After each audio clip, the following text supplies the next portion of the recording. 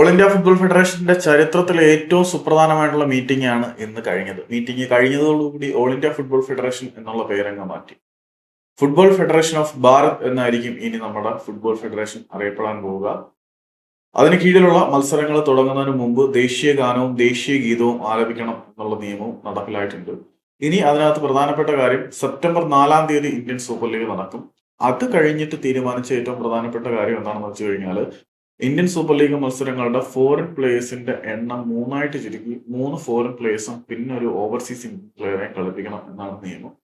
പ്രത്യക്ഷത്തിൽ ഇത് ആവേശം കുറയ്ക്കുമെങ്കിൽ പോലും അത് ചില ഗുണങ്ങളൊക്കെ ഉണ്ടാക്കാനുള്ള സാധ്യത വളരെ കൂടുതലാണ്. പിന്നെ ഇന്ത്യൻ പൊട്ടൻഷ്യൽ സ്ട്രൈക്കർമാർ വളർന്നു വരാത്ത പ്രശ്നമുണ്ടല്ലോ, ആ പ്രശ്നം പരിഹരിക്കാൻ വേണ്ടിയിട്ട് 90 മിനിറ്റ് ഒരു ഇന്ത്യൻ സ്ട്രൈക്കർ കളത്തിലുണ്ടായിരിക്കണം എന്നുള്ള തീരുമാനം എടുത്തിട്ടുണ്ട്. അത് ഇന്ത്യൻ ഫുട്ബോളിന്റെ ഗ്രോത്തിന് വളരെ നല്ലൊരു ഡിസിഷൻ ആണെന്നാണ് ഞാൻ വിശ്വസിക്കുന്നത്.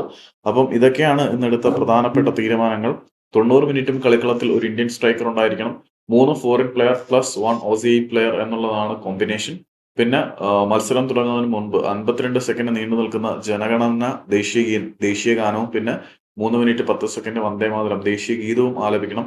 ടോട്ടല് 4.2 സെക്കൻഡ്, 4 മിനിറ്റ് 2 സെക്കൻഡ് നമ്മൾ ഇതിനു വേണ്ടി സ്പെയർ ചെയ്യേണ്ടി വരും.